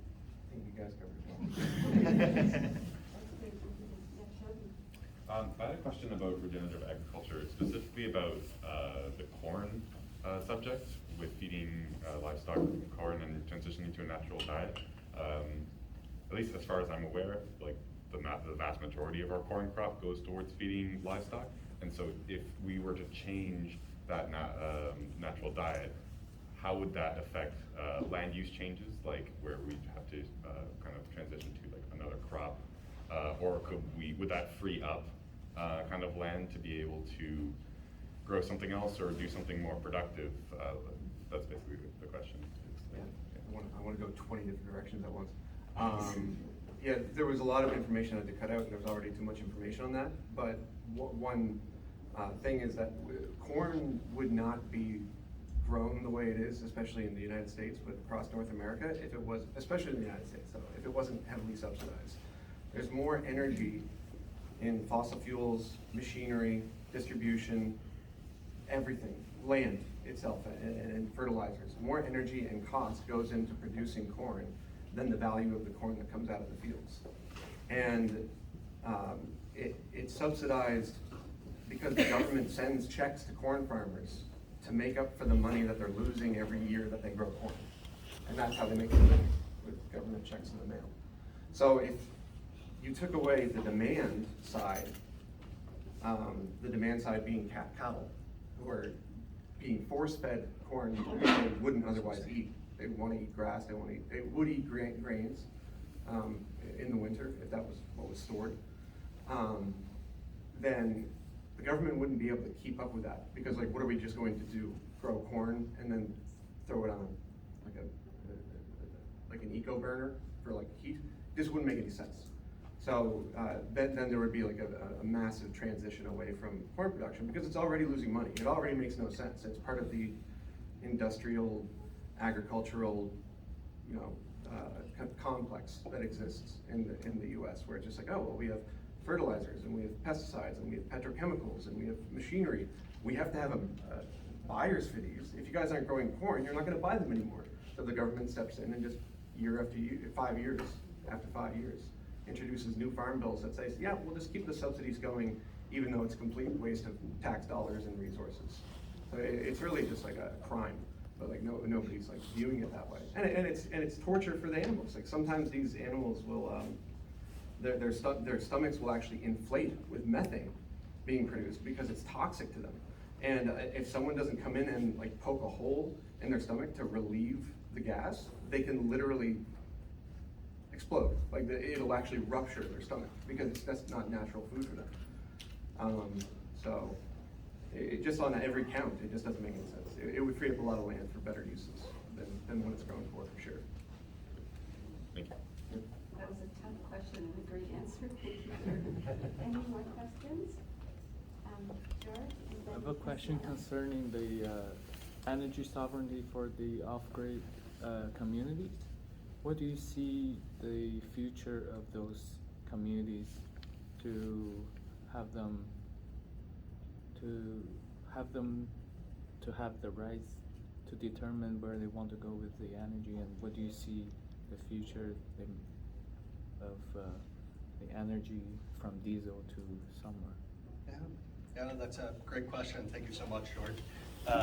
I mean, I think we need to move away from maybe what's our vision for the future of the diesel-powered North to what's the vision of the communities themselves and what they see as the place-based, culturally relevant solutions that help to build resilience in their communities. So several years ago, the Prime Minister of Canada came out to great fanfare and said, I'm gonna end diesel dependence in the remote diesel-powered North by 2030. And the communities that I work with were up in arms because he said, this is the only full-time employment that exists in our community. We need these diesel generators to survive in the harsh diesel-powered North. We don't need the Prime Minister telling us to manage our affairs. We know what the issues are and we know what the answers are. So just in the context of some of the communities I work with, I mean, it's about building on the things they have always done to work towards that energy sovereignty in the future. So wood harvesting, particularly in Labrador, is a really important part, at least of Southern Inuit culture. It's how folks spend time on the land. It's how they spend time with family. It's how they transmit knowledge between generations. And if we implement high efficiency wood furnaces instead of the old conventional wood, buckets, in this case, we can dramatically cut into the amount of wood consuming or the amount of pollutants in the atmosphere, while at the same time honoring all these important land-based and cultural and spiritual traditions. So instead of deficit-based community development, where we're looking at a problem like diesel dependence, I would encourage you to think about assets-based community development, where we look at a community and say, what's already working, what has worked, and how do we build on it for the future? Great, thank you. And Cassiana? Yeah, this one is for regenerative agriculture. I remember how you said, it's kind of hard now to just keep going with the whole farming system with climate change and everything, when you plant crops during, let's say from January to March or April, and climate change just makes it really hard to like grow the crops in the summer because it's kind of hot.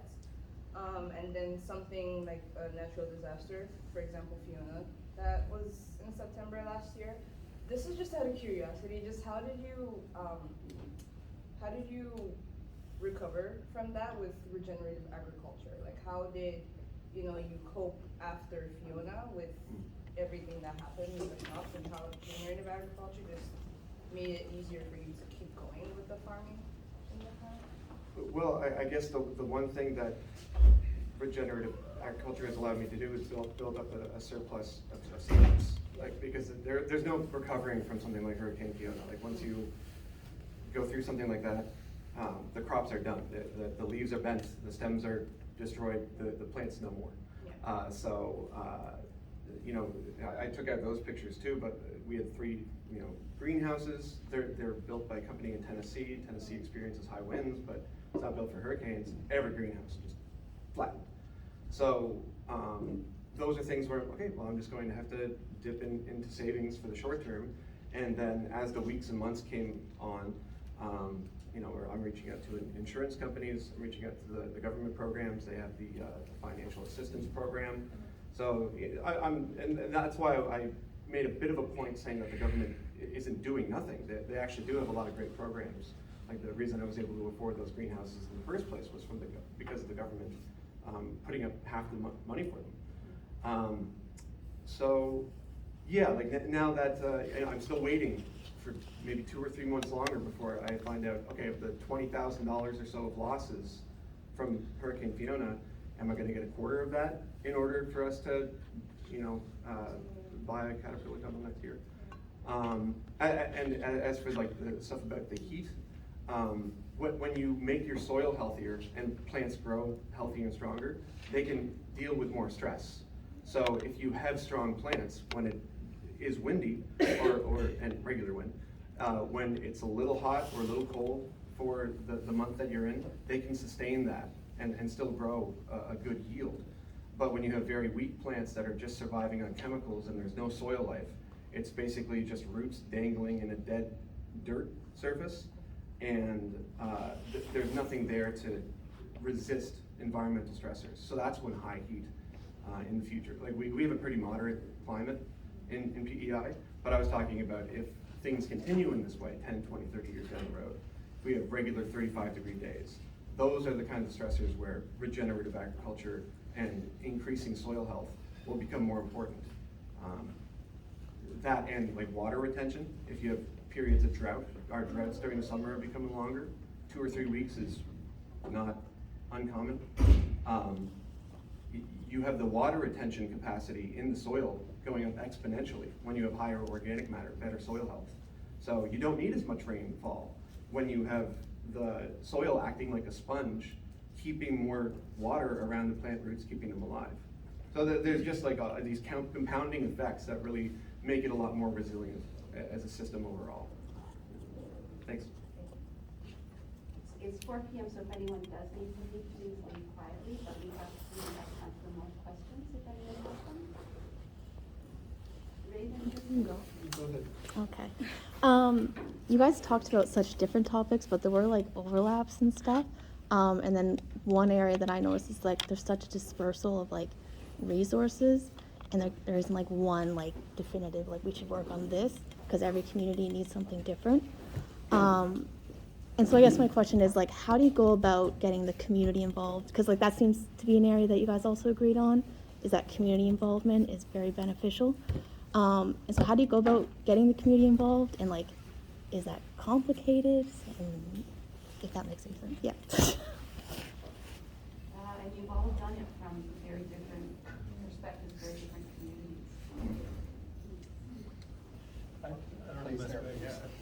I don't think there is one way best approach. Personally, I think ideally you want someone who acts as that kind of community champion from within to sort of. We're all talking about doing different things here, but in general, maybe responding or acting on climate change in some way. So, having a trusted member of the community be that champion, I think, is a good start. And then kind of workshopping with a bigger group, sort of, what are their needs? How do they even identify as a group? And what are they trying to achieve is a good starting point. But I think governments are historically pretty bad at engaging with communities, I think, effectively. It's been viewed as sort of a checkbox that you must at least do something, put a schedule out, maybe it'll be poorly attended, and okay, at least we've done our community, we've checked that box for community engagement and move on with whatever we wanted to do, maybe a large scale wind development, and we've seen actually locally the results of ineffective community engagement on that topic.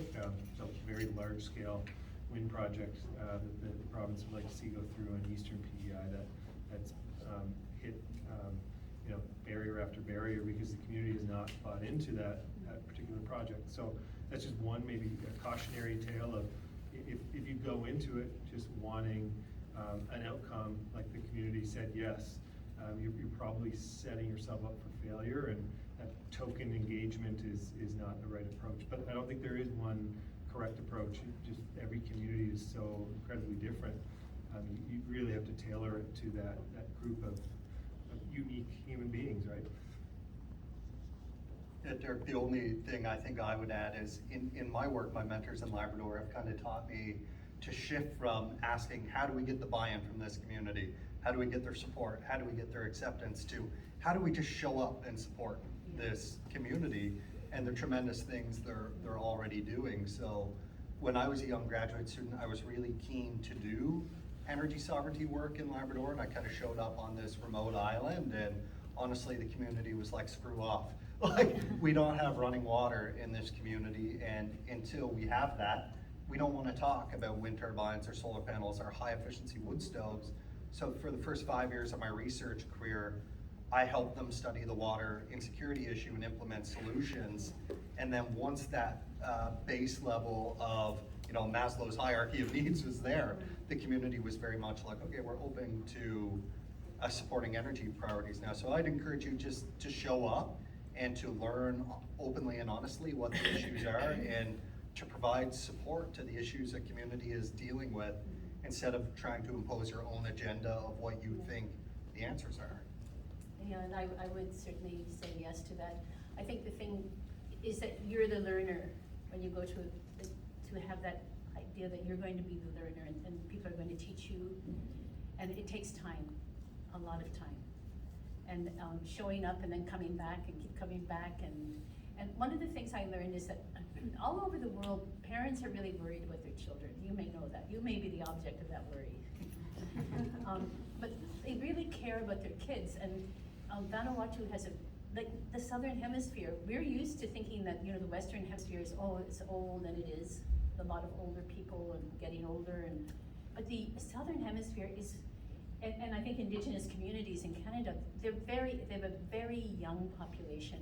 And so when I worked in the settlement, the slum area, I didn't anticipate there'd be so many kids just walking around out of school, not knowing what to do, and migrating from the islands.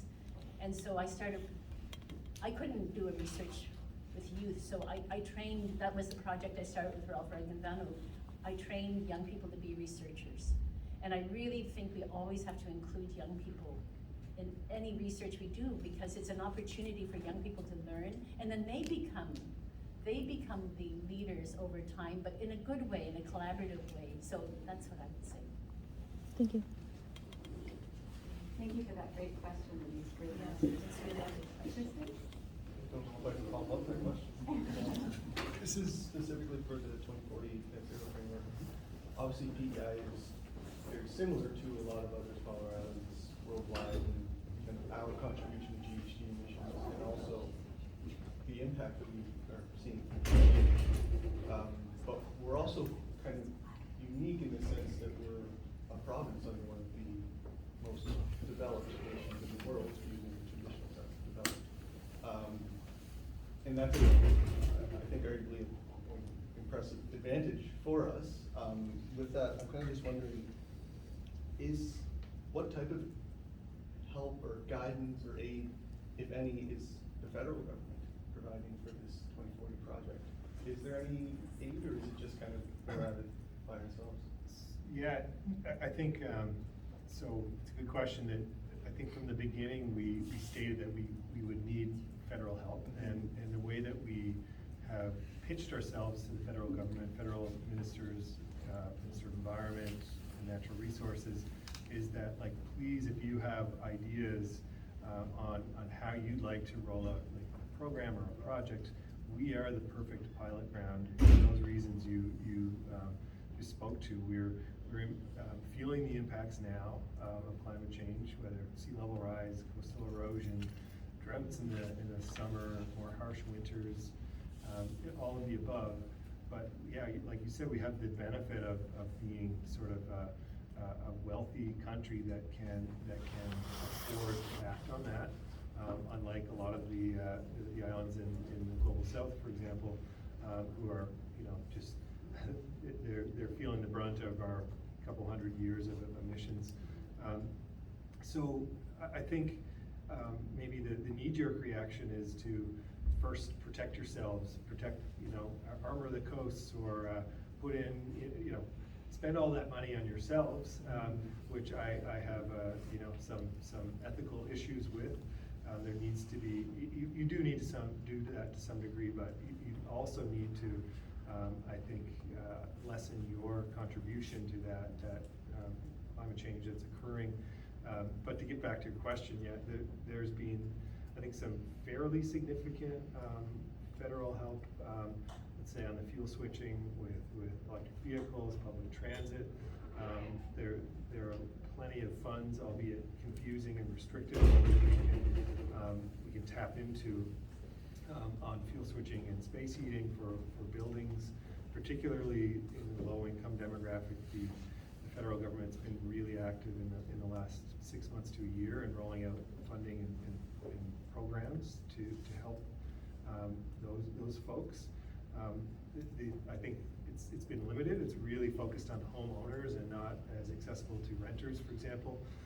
So it's not perfect, but I think that overall we are going to need, so much more help from the federal government to, if we're going to be a successful sort of proving ground that others can learn from. So, I think there's sort of mutual benefits that we could experience here. If you're the federal government, it would be a really a big political win to say one of the provinces has achieved net zero, ahead of most jurisdictions in the world. And on the flip side is, look, we need your help to get there, and we can't do it with our tax base alone. I could go on and on about this, but using carbon tax revenues to help fuel some of those initiatives and projects that are necessary on the transition would be a big help.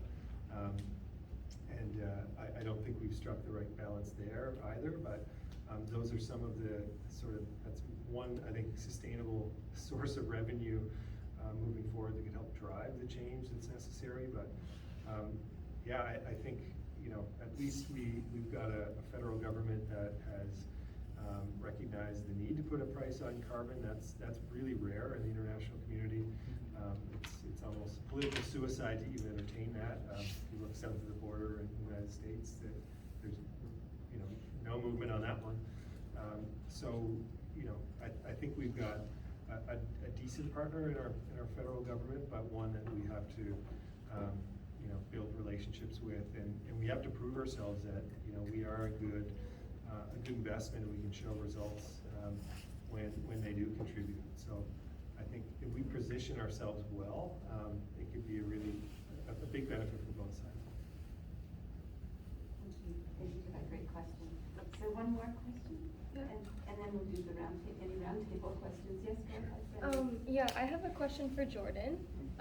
I just was wondering if you could speak a little bit more about relocalizing the food supply chain and where PEI is currently, if you've had discussions with other farmers, and what the needs are to actually make progress with that.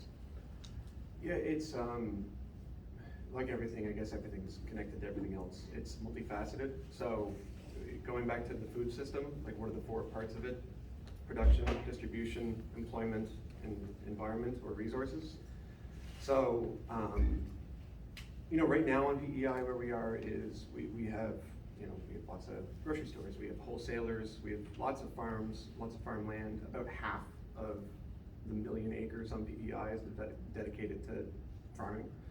So, we have a lot of assets, but I think they're just kind of misused assets. We're growing commodity crops like potatoes to export off of the island, but then we import most of the food that we consume. Mm-hmm. And especially during the growing season, when we could produce many times more than we need to consume on PEI. It's not like exports would never be a part of the picture, but when we talk about relocalizing, what we mean is, why don't we have a greater share of people's fridges and cupboards just filled with PEI produced products during the growing season, and rather than focusing on growing export commodity crops and then exporting them all over the world and competing with farmers in those places with cheaper potatoes and corn that they can grow locally, why don't we just focus on having a diversity of high value crops here? And that's kind of what I was touching on before when I said that regenerative farming has the ability, giving me the ability to have savings, because we're focusing on higher value crops, like 15 or 20 of them. I'm not trying to grow 100 acres of lettuce. I have a half acre of lettuce. And then I have 15 other crops I grow in smaller amounts.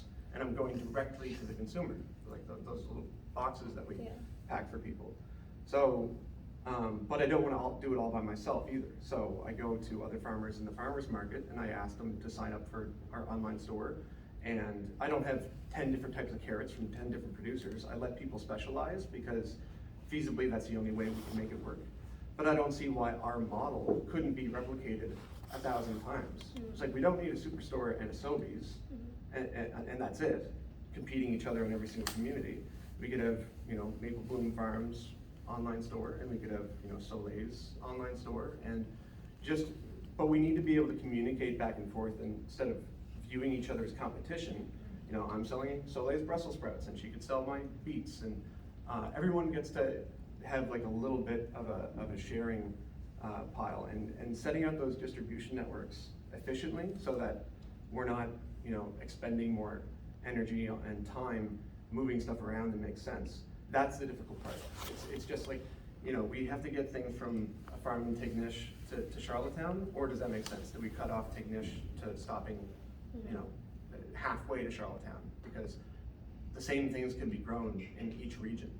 So there's all these questions and conversations that have to have, and if you just took a top-down approach and threw $50 million at it, sure, you could set some big things up really quickly, but I think there would be so much waste involved, they wouldn't be sustainable in the long run. So it's just about having these farmer to farmer like networks and being like, okay, I can grow this really well, my soil can't grow this well, but you can. Will you focus on this for us, and we'll focus on this for you? And that'll be our exchange for our separate online stores that are serving communities an hour apart. And once a week, we'll meet up in between. And that can be an efficient exchange. So, but you can see already how complex it's getting. The benefit of a Superstore or a Sobeys is that, $500,000 of food goes through those doors every day. And it's last minute, and it's just, they call up Cisco or go to an online store from Cisco, global food supply chains, and get the food that they want coming in whenever they want. But when you're dealing with seasonal demand, seasonal fluctuations, farmers who have different financial situations, they can afford different types of equipment. And if everyone is growing locally, then when something like Hurricane Fiona happens, everything gets wiped out equally. Or whenever there's a bumper crop for a certain type of crop, everyone's got too much, so everyone's trying to sell it too cheap. These are the things that, like, over time really have to be teased out, like, carefully. It's not insurmountable though. I think over time, our stuff is cheaper than the stuff in the grocery stores now. Like, but our farmers market prices haven't gone up in the last 5 years because every year we get better at growing stuff. I'm cutting down expenses and waste on the production side, but now the grocery store has to pay for oil that's 3 times more expensive. The lettuce producers have to pay for fertilizer that's 4 times more expensive. So they're pricing themselves out of the market, and just because of economic certainty, people will go to the thing that costs the least, and then when you have more consumers, you get that demand, then you get producers coming in wanting to fill that demand. So it's just this chicken and egg situation where we're always trying to be, okay, let's produce just enough but not too much, and let's have enough consumers but not too few that, it's just about balance and taking time and letting these things sort themselves out in the long run. Sorry for the long answer. That's okay. I have a lot more questions, but I won't. Okay, well, these were wonderful discussions. Thank you so much, everyone. You've been a wonderful audience. Thank you for hanging in and asking those great questions. And thank you so much, all 4 of you, for taking time out of your day to do this. It's been wonderful.